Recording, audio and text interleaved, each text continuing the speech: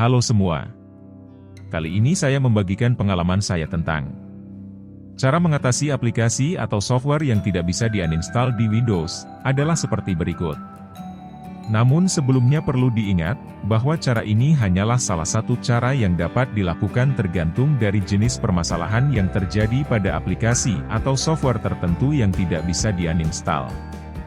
Kita langsung saja ke caranya.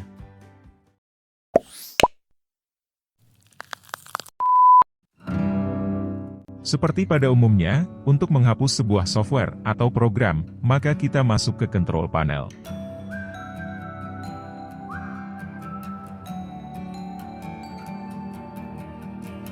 Pada contoh kasus ini saya akan menghapus satu program ini.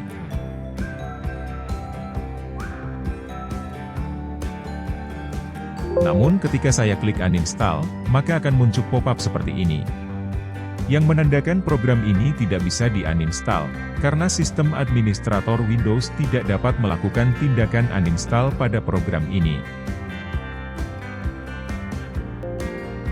Jika terjadi seperti ini, maka salah satu cara yang bisa kita lakukan adalah masuk ke pengaturan,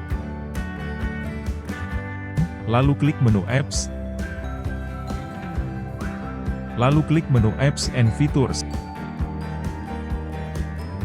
lalu scroll dan cari program yang akan di-uninstall, lalu klik pada program tersebut dan klik uninstall.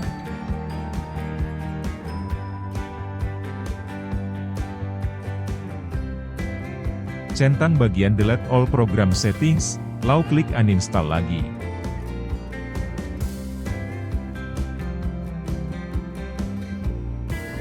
Apabila masih ada di kontrol panel, maka klik kanan dan refresh.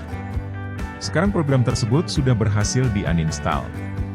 Itulah salah satu cara mengatasi aplikasi atau program yang tidak bisa di-uninstall di Windows.